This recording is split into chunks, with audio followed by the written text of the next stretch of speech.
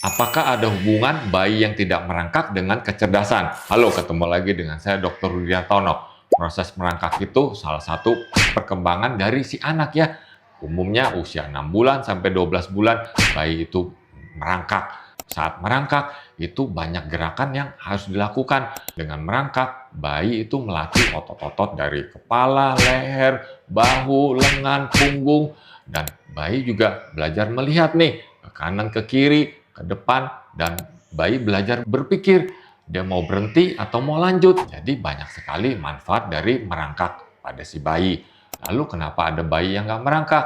Nah, ini ada beberapa hal. Misalnya bayinya sering digendong nih, jadi kurang motivasi. Bayi kurang tummy time. Nah, saat bayi itu penting tummy time agar otot leher, otot punggungnya bagus sehingga proses motoriknya menjadi lebih bagus lagi.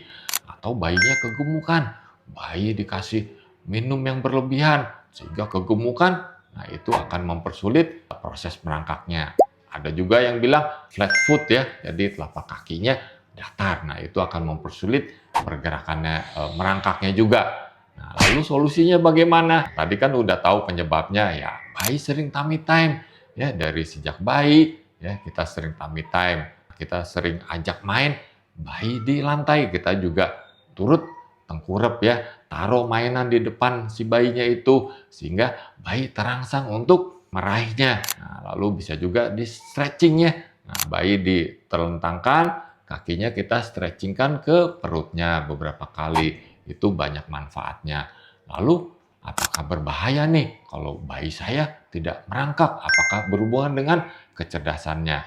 Selama milestone yang lainnya itu bagus, misalnya dia udah bisa tengkurap usia 4 bulan, 5 bulan, lalu udah bisa berdiri sendiri, aktif, nah itu tidak berbahaya. Nah yang berbahaya kalau bayinya diem aja, usia sampai 12 bulan, lebih banyak diem, lalu lemas atau kaku, atau kalau kita naikkan, dia tidak bisa menopang berat badannya.